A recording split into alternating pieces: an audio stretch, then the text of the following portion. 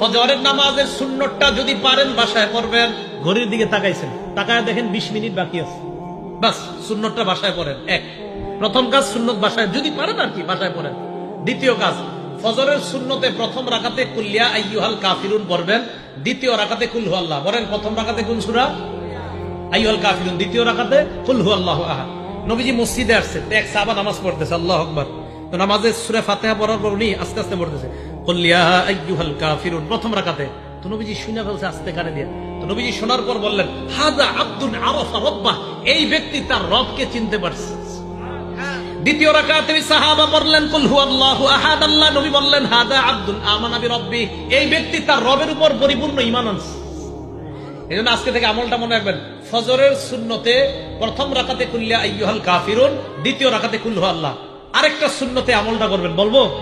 মাগরিবের পরের সুন্নতে প্রথম রাকাতে কুল ইয়া আইয়ুহাল কাফিরুন, দ্বিতীয় রাকাতে কুল হু আল্লাহ যদি পারেন।